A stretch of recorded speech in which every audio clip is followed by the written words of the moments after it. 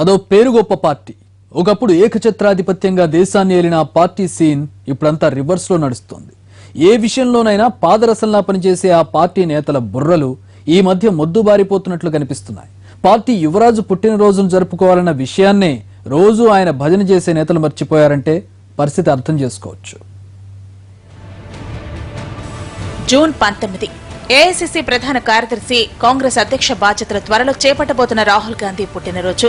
సహజంగా మరణించిన నేతలకే జయంతులు, వర్ధంతుల సందర్భంగా ఘనంగా నివాళులు అర్పిస్తుంటారు కాంగ్రెస్ నేతలు. అలాంటి కార్యక్రమాల కోసం గాంధీ భవన్లో ఘనమైన ఏర్పాట్లే జరుగుతుంటాయి. అలాంటిది భావి నేత, భవిష్యత్తు ప్రధానిగా చెప్పుకునే రాహుల్ గాంధీ పుట్టినరోజును ఎంత ఘనంగా చేయాలి? కానీ అందుకు రివర్స్ లో జరిగింది ఈ వ్యవహారం. రాహుల్ గాంధీ పుట్టినరోజు గాంధీ భవన్లో అత్యంత పేలవంగా జరిగింది.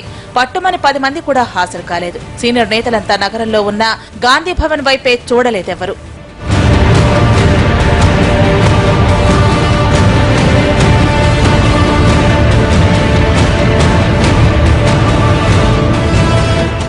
ఎమ్మెల్సీ పొంగులేటి సుధాకర్ రెడ్డి, యూత్ కాంగ్రెస్ అధ్యక్షుడు అనిల్ యాదవ్ తప్ప రాహుల్ పుట్టినరోజు నాడు గాంధీ భవన్ కు రాలేదు.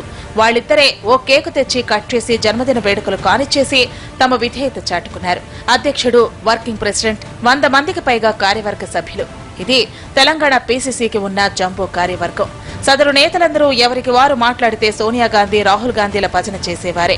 అంతమంది ఉన్న టీ కాంగ్రెస్ లో రాహుల్ బర్త్డే అంత పేలవంగా చేయటం ఉస్సూరుమనిపించిందంట గాంధీ భవన్ సిబ్బందికి.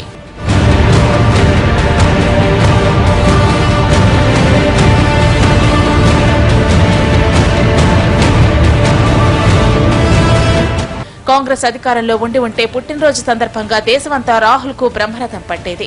మరి పవర్లో లేదు కాబట్టి ఆ పని చేయాల్సింది పార్టీ నేతలే. ఎందుకో మరి టీపీసీసీ నేతలు రాహుల్ బర్త్డేకి పెద్దగా ప్రాధాన్యం ఇవ్వలేదు.